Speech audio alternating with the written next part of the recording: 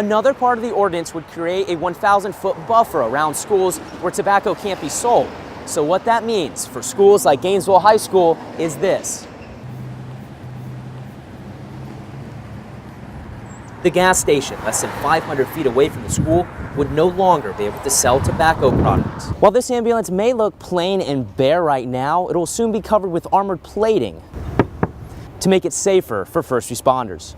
They came all the way from Parkland, 450 miles, with one message.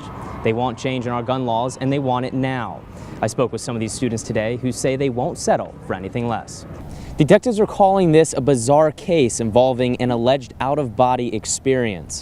The former Congresswoman arrived here to the Coleman Federal Prison shortly before noon, where she met with her spiritual advisor.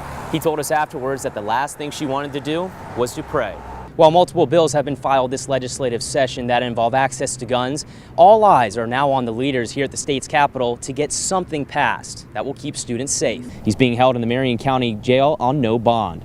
Reporting from the Marion County Sheriff's Office, Coleman Federal Prison, Parkland, Columbia County Sheriff's Office. Reporting from Tallahassee, Ramsey Touchberry, WUFT News. What has become a worldwide movement began here in Parkland, Florida.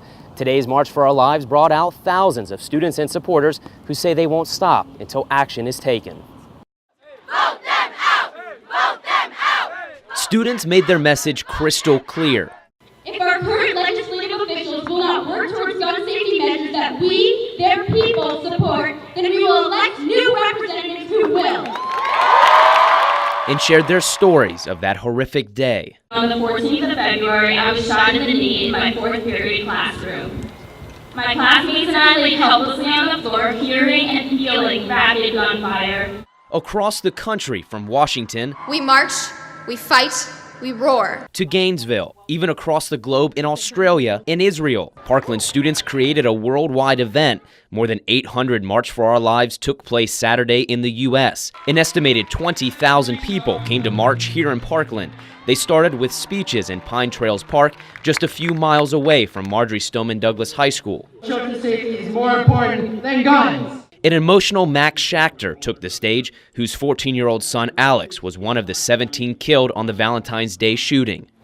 I would give everything to have one more day, one more hour, one more second with the sweetest boy in the world.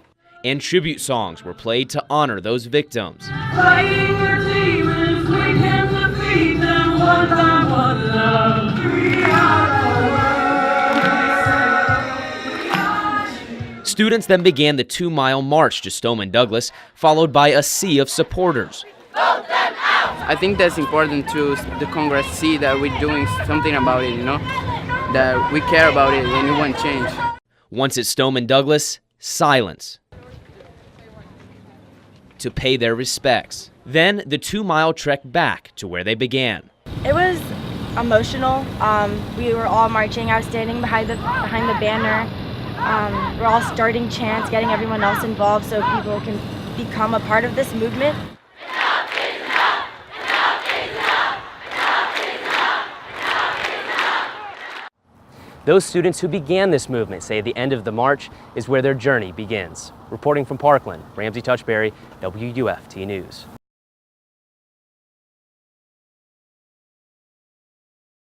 Some Northwest Gainesville residents are pulling together to try to stop an abandoned church from becoming a shopping area. WUFT's Ramsey Touchberry toured the neighborhood today and joins us now to explain the opposition. Yeah, traffic is a big concern. The nearby major intersection already has 3 quadrants developed with retail like Fresh Market, Publix, and CVS.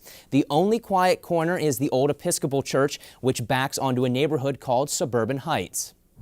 And this is the Indianapolis 500 Speedway. Roger Austin lives in Suburban Heights off Northwest 43rd Street. He says the neighborhood already struggles with too much traffic. They're up to 40, 45 miles an hour before you know it, racing down the street. 8-year-old there, 3 kids under 8 here, 2 kids under 8 there.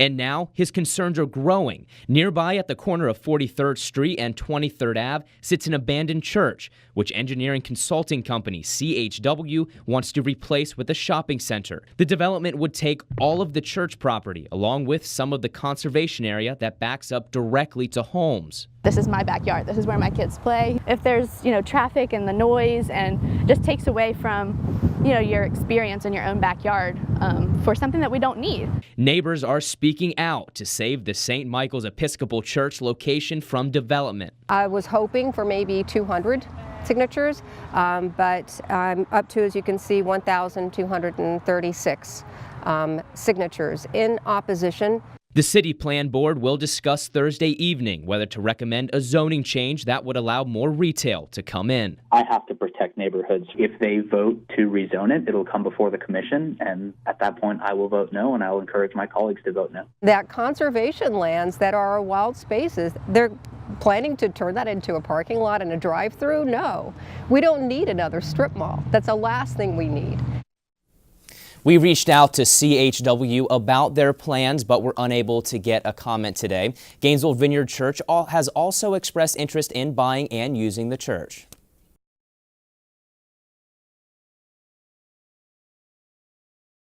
Back in 2013, a new Florida law went into effect, requiring county animal shelters make it public record of how many animals are taken in, adopted, or put down. We spent the past 3 months following up on this data and requested public records from a dozen nearby counties. We found that some counties have made strides in bringing down their kill rates, while others continue to struggle. Come on, Charlie. Erica Spellman's new dog Charlie is one of about 1,800 dogs and cats that will be adopted from the Alachua County Animal Shelter this year. I came in here the other day and I saw him and couldn't stop thinking about him, so I came back in and got him. A 2013 Florida law requires county animal shelters to keep monthly records of how many animals they take in, adopt, and put down. During the past 3 months, we've collected this data from a dozen north central Florida counties to find out just how many animals have been killed at county animal shelters and which counties are keeping those numbers down. Our investigation found Marion County continues to have the highest kill rate, putting down more than 5,000 dogs and cats each year, more than half the animals they take in. That's compared to neighboring Alachua County, which only put down 268 animals last year, or 6% of its intakes. The average yearly kill rates for north central Florida counties range from 1 to 54%. You don't have room to keep 8,000 animals, 9,000 animals a year. There's no room. There never will be. And unfortunately, some of those decisions have to be made. We found rural counties tend to have higher kill rates because of fewer resources. But 3 small counties, Columbia, Suwannee, and Putnam, have made large strides recent years in reducing those numbers. This is a little bit more capacity what we have here. Tom Barrett runs Columbia County Animal Services. Despite limited space and funding compared to larger counties, he refused to let the thousands of animals that came in last year to simply be put down. That would mean 3,600 dogs and cats would have been killed last year. I'm not going to do that. I'm not going to do that. I'll find a way. Columbia County has seen a 75% drop in euthanizations since 2014. This is our adoption kennels. Ending last year with a 23% kill rate. Barrett says that's thanks to keeping stray animal populations down in the area and spay, neuter, spay, neuter, spay, neuter. In Putnam County, kill rates are at an all-time low. We have to have these listed within 48 hours. Since Kevin Powell and his staff took over animal control from the sheriff's office in 2015, their kill rate has gone from more than 25% to only 1% last year, euthanizing just 17 animals. He attributes the success to private rescue shelters that take many of the animals. Various rescues that are out there, being a no-kill shelter, they're willing to help us out. In Suwannee County, the kill rates are also down. The county shelter has only put 19 animals down since September. Before that, the shelter had a kill rate of more than 30%, but that's when Megan Hale was hired as an animal control officer. In just 8 months, she's helped save countless lives. I decided to start using rescues. So I reached out, I contacted several rescues. Megan recently enlisted the help of Dr. Julie Levy, a professor at UF's College of Veterinary Medicine. A great example is Sewanee County, which is a very small rural shelter with just a few staff, but they've pulled together volunteers from the community, local veterinarians, and their life-saving has skyrocketed this year. And now, Marion County is also asking for her help. I'm hoping Dr. Levy has those answers. She's going to be sending people down. They're going to spend days here and watch our operations and see if there's something we can do to fix those numbers. While this problem may have a lot to do with cats and dogs, officials say it's a much larger issue. Is it the county's problem? No. It's a people problem. That's what this is. The only county to not fulfill our records request was Dixie. Officials there say they do not adopt out animals, so any animal brought in is either picked up by its owner or euthanized. Lafayette County says they haven't had an animal control in service in several years.